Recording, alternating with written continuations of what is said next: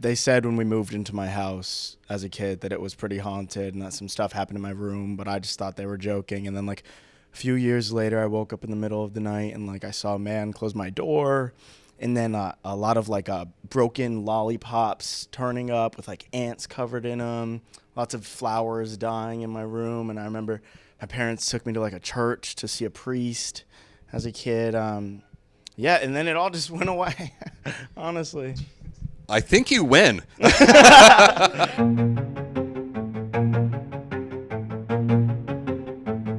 Den of Geek fans, Aaron Sagers here, and I'm with part of the cast of the Midnight Club, and this is a group of people that tell scary stories, unfortunately, while their characters are facing their own mortality. And that's kind of my first question for you. As you're approaching your roles, how was that especially insightful or kind of poignant for you that your characters are talking about death, talking about scary things, while also facing their own end of life? Did that impact how you approach the characters? It's a very real thing to be facing these kinds of diagnoses. Like nothing about it is like fantasy, it's real. So we did a lot of extensive research and learned a lot through doing so.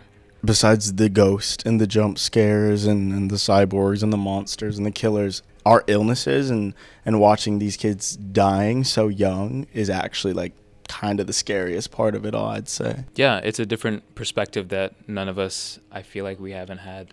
And researching all these roles was, really eye-opening.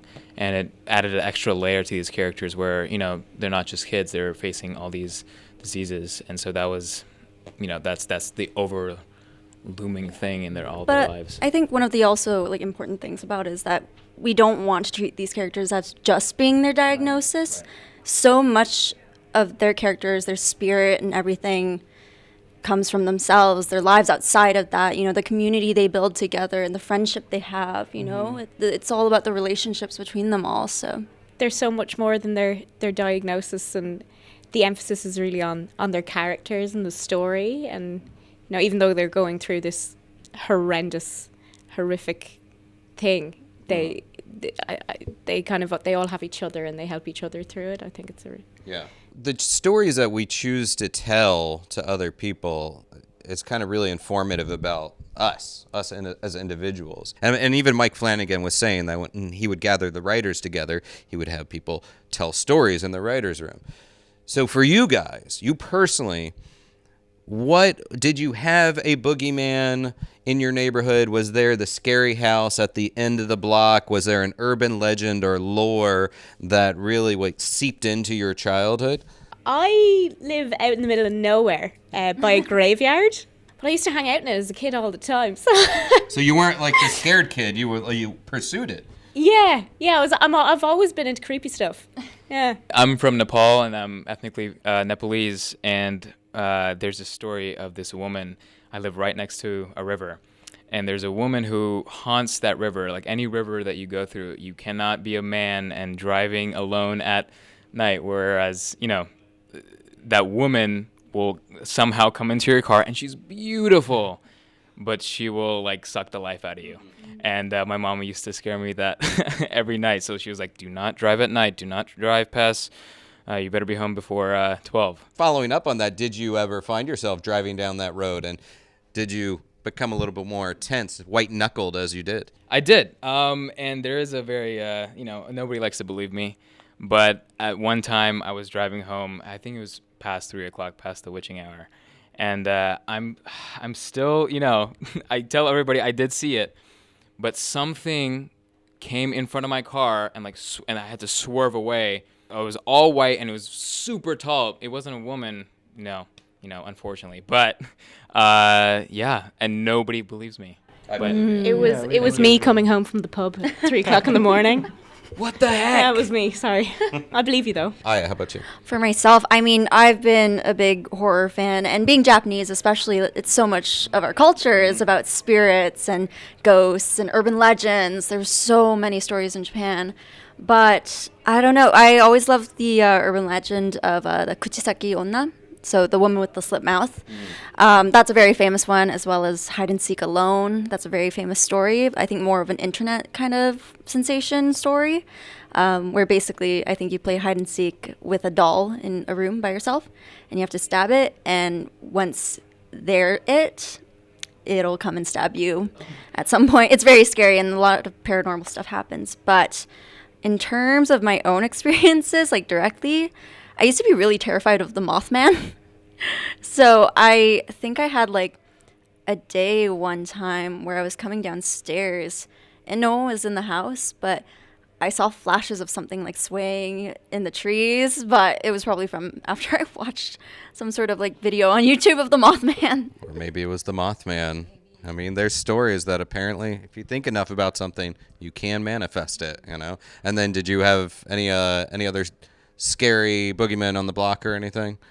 Maybe not boogeyman on the block. I saw a lot of ghosts as a kid. I was just I had a wild imagination, and yeah, they said when we moved into my house as a kid that it was pretty haunted and that some stuff happened in my room, but I just thought they were joking. And then like a few years later, I woke up in the middle of the night and like I saw a man close my door, and then a lot of like broken lollipops turning up with like ants covered in them, lots of flowers dying in my room. And I remember my parents took me to like a church to see a priest as a kid.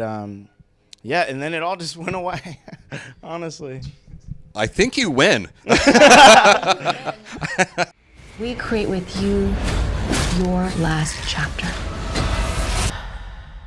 We look forward to helping you write your own ending. Hey, Den of Geek fans, Aaron Sagers here, and I'm with more of the cast of the Midnight Club. It's a big cast, okay? There's a lot of people to talk to, but I'm excited to have you guys here. And no pressure, but the first round, they did great, okay? Yeah. Actually, Heather, I want to start with you. If you could tell us a little bit about your role, and if it's a bit of a full circle journey for you and some of the roles we've known you from in the past. Yeah, there's a lot of similarities between Georgina Stanton and Nancy when she became the kind of therapist doctor in Nightmare 3. But so this woman, she has taken it upon herself to create a hospice for young adults who have cancer. So these are all terminally ill kids who don't have very long to live, and it's her mission to actually allow them to live with, agency in their own lives and make decisions for themselves and make friendships too, which is something that, I think a lot of cancer patients out there are really lonely because they don't have this group. They don't have a group to be part of. So it's all of what she's tried to create here. Mm-hmm. Why is facing your own mortality a good time to tell a scary story? I think it's a great and safe way to express that fear and share it with the community. And that's what's so amazing and important about the club is you get to do that. Yeah, we always say that we think like the club is sort of like therapy. So they go in, and if they have something tough that they want to share, they can do it in a scary or funny story and kind of be able to share with the group in a way that feels safe. I think that the characters kind of use their real life issues and they tell it through these stories, and you kind of see in our stories that what they're talking about mimics a lot of our real life issues that we have. I also want to say it's a great way to kind of still hold on to life and to keep living even though you are facing something so grave such as your death. You still are able to live in these stories, and I think that's the beauty of being able to tell these stories is we're still living in our own stories. That's a great point because, look, we go on a roller coaster, and a roller coaster is scary, but it's sort of a safe level of scary. With that said, I mean, what scares you guys? What are the things that creep you out? Is the little doll? Is it a clown? What is it, Heather? Well, I'm definitely a ghost story person. I kind of feel like ghosts are all around us, and so when someone tells a really good ghost story, I'm all in. I love to listen to a great ghost story, and there's a few in our show.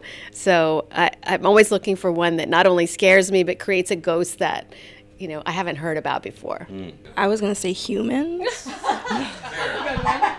Yeah, the human mind is really extraordinary and very scary at times. Yeah, the living can be scarier than the dead. Yeah. I have a huge fear of pigeons and rodents. I know it's not as gory as everybody else's, but pigeons freak me out, and I'm having a good time in New York right now with that. Yeah, wow. And rodents. Yeah, rodents, yeah, for sure. I'm from Georgia, so there's a lot of roadkill that happens on the roads there. Yeah. Spiders and Aya. Aya will scare you. Really? On and off screen, it's terrifying. Yeah. Doing the show, has it changed the way that you personally tell stories? I mean, I know these are scripted stories. I know you're playing characters, but still, like, has it kind of changed the way that you approach and tell a story? I think that I've really come to appreciate the value of just telling stories to your friends. And because one of the other things about stories is that it tells a lot about you, the story that you tell, obviously. So I've been really working on the idea of telling more stories, like actually helping people know me better through good stories. Mm-hmm. Okay. I would say, honestly, like, before the show, I didn't really look at people as, like, stories. But now, after the show, I look at every single person as this person with, like, a really interesting story. And, like, being in New York is so cool because, like, there's so many stories. And so I love just, like, looking at people and, like, thinking about their backstory. I haven't really told any stories myself, but I love to, like, come up with these kind of ideas and short stories in my own head of, like, who is this person and, like, who could they be and what could they be going through? Yeah.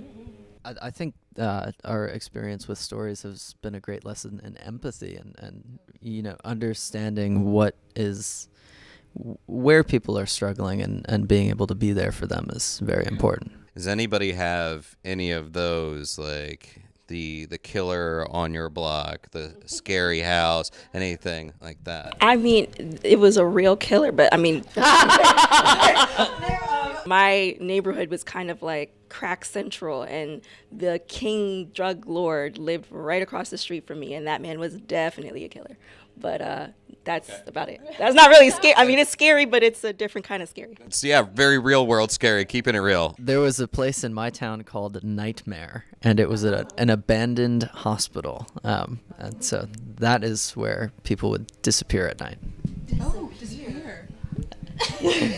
I guess the scariest place was actually on Halloween. There was one abandoned house that we all dared each other to go up to the door and knock 3 times and see if anybody would come out there with candy. It was, an abandoned house, but there was kind of like this lore in our neighborhood that was the place where, like, some crazy old lady lived and would only come out for special occasions. Did you knock on the door? Oh, of course, yes, yeah. Yeah? We dared each other. It was very scary. I love it. All right, guys. Well, I look forward to seeing Midnight Club. Thank you so much for your time today. And, hey, you guys stay spooky out there. Yeah.